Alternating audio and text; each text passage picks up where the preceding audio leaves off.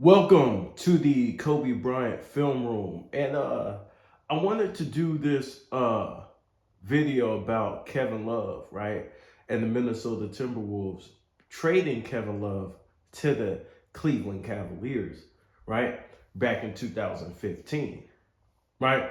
And I want to prove a couple of things about this whole Kevin Love situation because, man, LeBron James fans, they think we're stupid and they're cappers, right? These niggas cap hard as fuck. And I don't know why they tried to lie to me because I was there and I could easily go back and pull up what the media was saying, right? Compared to what they're saying, compared to the media and what they were saying during that particular time frame, right? So LeBron fans, you're wasting your time trying to convince me about why Kevin Love wasn't a superstar, right? You're wasting your damn time because I watched the games. I watched Kevin Love put up double-double rebounds, double-double points for about 65 games, right? So without further ado, let's jump into this and see what Brian Windhorst had to say, right? So I'm going to prove right here with Brian Windhorst's comments how LeBron knew Kevin Love was going before he came back to Cleveland. LeBron knew Kevin Love was going back to the Cavs, was going to the Cavs. Okay, let's get it.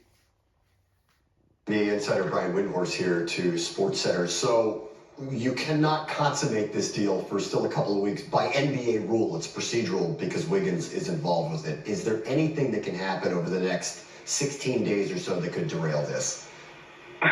Sure, it's the NBA. Crazy stuff happens every day. But this is one of the more unusual star deals that's taken place in this era of star movement because there's all these rules and regulations that are being dealt with.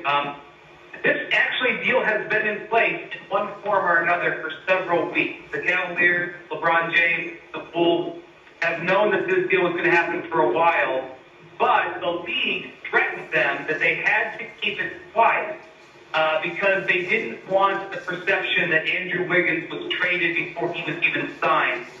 And they had to sign Andrew Wiggins to make this deal because they needed his salary number, about $5.5 million, to pull it off. So there's this weird moratorium period where neither side is allowed to talk about it. They're not supposed to say anything about it. And if something were to be, if they were to say something, the league theoretically could put the brakes on it. But the understanding, and it has been for a while, really, if you go back and look at when LeBron wrote his letter, which I think was July 12th, he didn't mention Anthony Bennett and Andrew Wiggins in the letter when he was talking about Cavs he was excited to play with. And so the feeling in the league is that this deal, or at least the framework of this deal, was in place as far back as then. So this is probably going to happen, but you just have to be careful because the NBA, things are always changing. So that's what Brian Windhorst had to say. So LeBron's letter back to Cleveland, it revealed that he knew that Kevin Love was coming, and he specifically didn't name some of the players from that Cavaliers rosters because he knows their ass was out of it. Right? Okay. Right. So now I want to go to ESPN First Take, what Stephen A. Smith had to say about it. Right? Let's check it out. Kevin Love made it very, very clear to the Minnesota Timberwolves and to everybody involved that he was not going to sign with anyone after this upcoming season but Cleveland. So essentially it was a foregone conclusion today's event. So Kevin Love decided, right, that, hey, don't trade me. Forget the Warriors, forget the Bulls, forget the Heat, all those other teams, right? I want to only go to the Cavs, right? Now, was this collusion? You guys decide. But he said, I want to only go to the Cavs and nowhere else, right? So he kind of forced his way to Cleveland. Let's check it out. That have been reported was going to come down. We understand it. I still find it unacceptable on the part of Minnesota. And as fond as I am of Flip Saunders, I'm very fond of Flip Saunders, drop the ball on this. There's no other way to slice it. They can sit there and they can come back and they can engage in revisionist history all they want to. But in the end, Anthony Bennett, Andrew Wiggins, and a protected 2015 first-round pick is not good enough for Kevin Love when you had the opportunity before LeBron James announced that he was going to Cleveland, even though he knew beforehand he was going. That's why Dion Waiters said that he got a call from LeBron James prior to his announcement. He knew what time it is. So you hear that? Again, reaffirming what Brian Windhorst has said, right? Here goes Stephen A. Smith. And Dion Waiters is a witness to it, right? Because LeBron had told him. Like, check it out. Bottom line is, if you are... Let's hear that again. And he was going. That's why Dion Waiters said that he got a call from LeBron James prior to his announcement. He knew what time it is. The bottom line is... Y'all hear that? He knew what time it was, right? Now check it out. You are the Minnesota Timberwolves. You had an opportunity to get Harrison Barnes, David Lee, and Klay Thompson from the Golden State Warriors. Andrew Wiggins, unless he becomes a superstar in conjunction with Anthony Bennett, does not measure up to what Golden State had to offer. Minnesota dropped the ball, plain and simple. In the end... Now remember, I'm going to put on my conspiracy theory hat right now, right? And remember, the Cavs got what, like three or four number one picks in a row? Right? Y'all correct me in the comment section. I forgot the amount, but they got a bunch of them in a row. Right before LeBron James was set to come back to Cleveland. There was also magazines and things like that asking questions to LeBron James about a return back home, right? So my conspiracy hat tells me that this shit could have been in the works for a while, right? Since he was in Miami before they even lost, right? Check this out. Therefore, is Cleveland's game. Because I got news for you. With Paul George going down in Indy, it's really about Chicago. It's really about Cleveland. I understand Miami wants us to believe they're still in the mix. I love it when you Steve Wade. I love it. Listen. Yes, you are. First of all, that's my man. You I swear, don't do that. ignoring Don't do that because he's sensitive and he's sensitive. D-Wade, I'm not doing that to you. I love it. I'm not Keep doing talking. that. D-Wade is a superstar when healthy. I have to see him healthy. I watched him deteriorate with those knees over the last 2 years. I have to see him healthy. If D-Wade is healthy, it's Cleveland, Miami. But without D-Wade healthy, it's Chicago and Cleveland. So it's basically Chicago and Cleveland because D-Wade obviously with the knee issues, and you had Chris Bosh out with the heart issues, right? Then with the blood clot issues. Then you had Paul George injured, right? So now you have Chicago, which still had D Rose, who was also injured, right? And then you had Kevin Love, LeBron James, and Kyrie Irving getting together. It's supposed to be an easy championship. Check this out. Who's healthy? That's all. Listen, is he going to stay healthy? But at least I'm able to look at D Rose in the summer and say, look, I'm looking at what I'm looking at. So I got to be able to see if that continues. It's about Chicago. It's about Cleveland. And right now, I got news for you. Based on Love, Kyrie, and LeBron, Cleveland going to the finals. Okay, so that's an easy NBA Finals, right? The only obstacle that would be in their way would be Golden State, right? When Golden State came out of nowhere, right? Listen to Stephen A. Listen to what he says. Cleveland. And right now, I got news for you. Based on Love, Kyrie, and LeBron, Cleveland going to the finals. So you guys out there, where's the competition? Where's the competition? Cleveland, all the teams he mentioned, all the stars he mentioned were hurt. Let's go back. It's Cleveland, Miami. But without D-Wade healthy, It's Chicago and Cleveland. Well, and is D Rose healthy? That's all. Listen, is he gonna stay healthy? But at least I'm able to look at D Rose in the summer and say, so D Rose is not healthy. Dwayne Wade's not healthy, and of course they talked about Paul George not being healthy, right? Reaction to this is up. So that's what I wanted you guys to hear, right? That Stephen A. Smith talk back in the day, right? Because this was done. This video was done. Everybody involved. This video was done in 2014, right? And I wanted you guys to hear that segment, right? So obviously, so let's go to somewhere else. Now we talking about quotes and all this stuff and people saying what and the media members saying it. Let's go to what Kevin Love says, the horse, out of the horse's mouth. Let's check it out.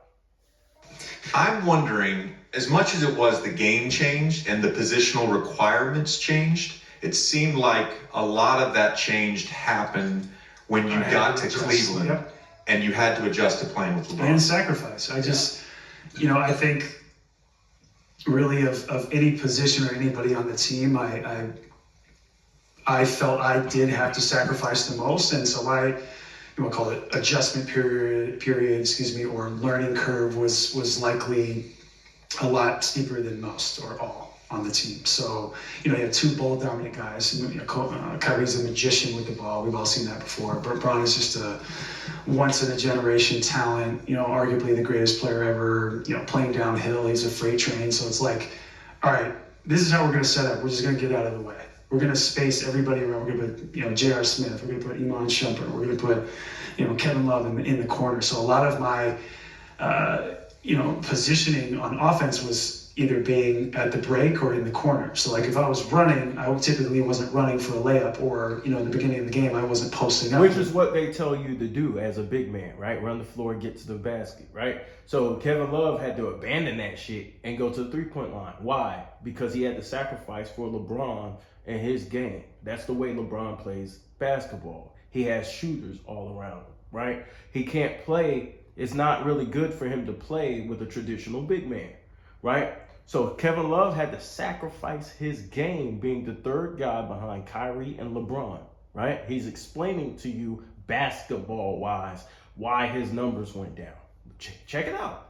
We put somebody in the dunker, and then we would space the other, three around. Like LeBron was either playing the pick and roll or just opening up the floor for both those guys. So I really had to transition, my body into being a little bit lighter. And he lost a bunch of weight. Remember, Kevin Love used to be on the heavy side, right? When he was in Minnesota, right? He was a force down low, getting all those boards. But he was on the heavy side, right? He lost a lot of weight when he played in Cleveland. As I, was when I came in, but also I was like, okay, I'm gonna have to shoot a lot of threes. I might have to completely change my game. And that was 25 years, or I should say at the time it was probably 20 to 20 plus years of organized basketball, having a dad and having a teacher that tells me, okay, we're playing from the inside out. Yeah. We're going to start. So you see, he changed his whole game. From everything he learned, according to Kevin Love, everything he learned from his dad and playing organized basketball, right? Right? He had to change everything, change the tradition of how big men played.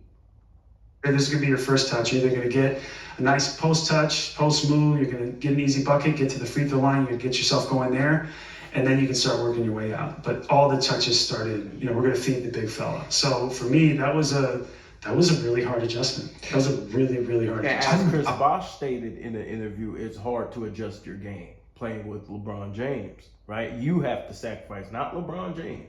So everybody looks at LeBron James's numbers, and his numbers are supposed to be those numbers because he's the focal point. He has probably the highest usage rate of probably any all-time great, right? Like he has the ball in his hands, and he's going to make a lot of those major decisions. I'm really curious about just the psychology. Now, along with having Kyrie, that's another guy who's going to hold the ball. Right? Being the third guy in a big three. Because I think Bosh went through this too 100%. In Miami. I just brought up Bosh. Let's go. And D Wade briefly talked about this. It was more in reference to getting older, and people expect you to be D Wade, or they expect you to be even Kevin D Wade Love. at the end of his career, they're like, Yeah, but it's a different role, and so this is sort of two parts. But is the writing on the wall from day one, or do you sort of have to figure it out on the fly? And then, once you sort of realize that, hey, I am the third guy here, how difficult is it to then deal with that criticism, knowing that you aren't the number one guy anymore? oh, you're going to get the finger pointed at you. I don't. So you hear that? Yeah, nigga who's the third guy or whoever is gonna be and not the secondary scorer is going to get the finger pointed at him. Why? Because it's gonna be hard for him to provide the numbers, right? And so what the fans are gonna do, what LeBron fans are gonna do, is they're gonna point the finger and say, he's not doing this job, even though he has the hardest adjustment out of the three players, right? He has completely changed what he does, right? This is why they blame Westbrook. This is why they blame Chris Bosh. This is why they blame Kevin Love and say they're not doing enough. But how the fuck is Kevin Love supposed to get all the rebounds that he got in Minnesota when he's not near the basket? Make it make sense. And you wonder how a guy can completely change from one year to the next. How could he go from Minnesota averaging the rebounds they average to Cleveland going all the way under, right? Losing a lot of rebounds per game. Right? How could he go from two drastic changes, right? Too drastic. How could the change be that drastic? Well, he had to change his game, right? He had to be a lesser version of himself. This is not making your teammates better. This is making guys be a lesser version of themselves to fit the system. Check this out.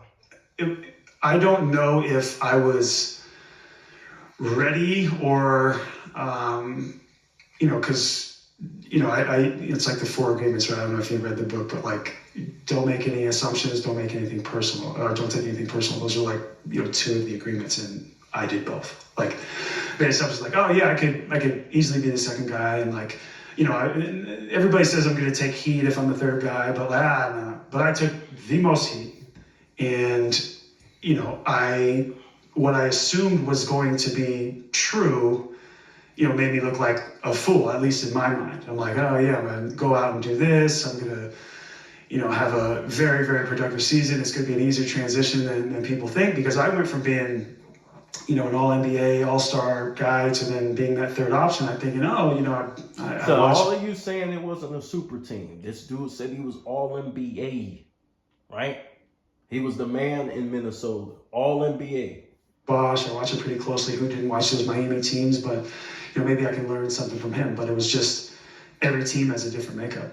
Every season is different. Every coaching staff, what they want out of their guys, every culture of every team is different. So that was a hell of an adjustment period for me, from going from a guy that shot almost 20 shots a game, who was catching on the elbow, running stuff in Rick Allen's offense the entire time. My usage rate was very high, to then being, basically, relegated as a 3-point shooter. Like, so he was delegated to a spot-up shooter. Nigga, you're going to go in the corner, you're going to wait for the ball to come your way, right? Instead of being involved in multiple different actions, right? See, LeBron James fans don't think about this when they think about stats and numbers. They don't care how guys are being used, right? But we're going to get into a basketball conversation, bro.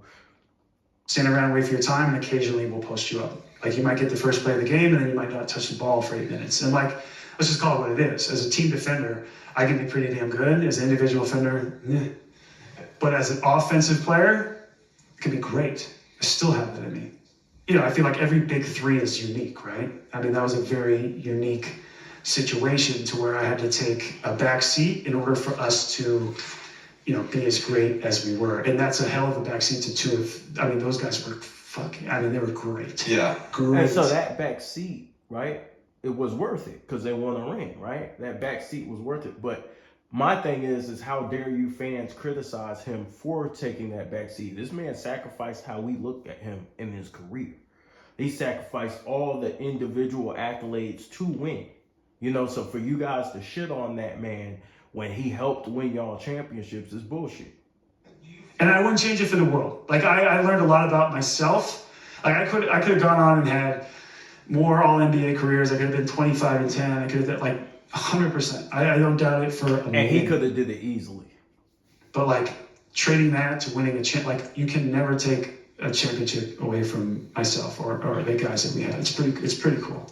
Do you feel like time made things easier? You know, you guys being together for as long as you were. Yeah. And part of why I asked is we talked about this with Jimmy, and I'm curious about that a little bit with you guys last year, because, you know, you had your own version of a big three. It was obviously very different pieces wise and everything like that.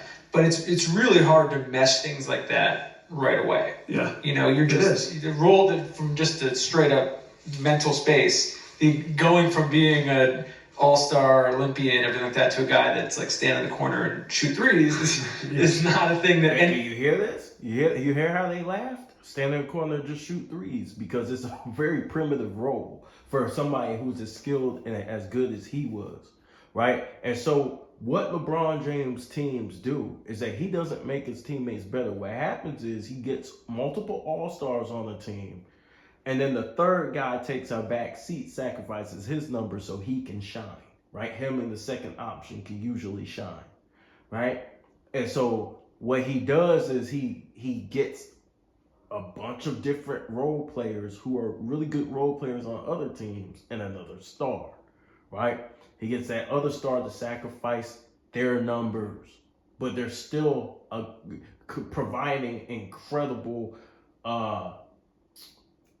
they're still pitching in an incredible amount. Like, even though Kevin Love's numbers went down, he was still really great in his role as a three-point shooter and a rebounder, right? Because he still got you pretty much a double-double rebounding anyways, even though he was further from the basket, which should let you know how elite he was at rebounding. Anybody is going to be equipped to do like in 30 seconds. Yeah. I mean, I mean, honestly, I should have probably had, in my mind, but also from the other side, a little bit more clarity about my role was. But we had a rookie head coach who was initially supposed to take over a team that was like Kyrie and Tristan, Dion Waiters, potentially Gordon Hayward, to now coaching, you know, LeBron, Kyrie, and Kevin Love. And completely different team, right? So you got all these LeBron fans beating their chest talking about LeBron. What was Kyrie doing before LeBron came back? Well, Kyrie did not have Kevin Love, right? He didn't have Amon Shumpert, J.R. Smith, Kyle Korver, all these guys that were added on later. He didn't have those guys, right? He had Anthony Bennett, who y'all call a draft bust. He had Andrew Wiggins, who was a really good role player, but not a star, right? But he was just coming on to the team, and he got traded as soon as he got there. He had Andrew Bynum, knee issues, right? Alonzo G, role player, right? C.J. Miles, role player, right? So when LeBron played and he lifted that Cavs team to greatness, that Cavs team didn't have the star power. They didn't have a LeBron James or a Kevin Love added to it. So that makes a huge difference. So stop bringing that shit up of how the Cavs were before LeBron got there, because LeBron didn't get there just bring himself. And more great players, so Tristan Thompson, Dion White, like all those guys. So yeah, I mean, I think it's like I said, a really steep adjustment period. But for me, like I was on a contract year as well. Like they, you know, as you know, like it was Anthony Bennett, it was Andrew Wiggins, there's a number of players that got traded in that draft for me in order to be on that team for the Cavs 14-15 season, and now all the way through now 6 years. But and think about who the hell wouldn't package all them guys for Kevin Love at that time? Like, come on. No, I think it took time. I could have left. I mean, on July 1, it was, you know, the first call was David Griffin. Amazing, awesome dude, straight shooter. He was just like, you know, what's the deal? It's like, you know, I think this year taught me anything. It's just to have patience. Anywhere else I go, I'm probably not going to have, I'm not going to have the chance to win at this level. So, like, I'll keep sacrificing. I'll keep figuring out who I am on and off the floor. And let's roll the dice and see what happens this year. If we need to. So Kevin Love, like, you know, let's just be real. You forced your way to Cleveland. You know what I'm saying? It is what it is. You wanted to win.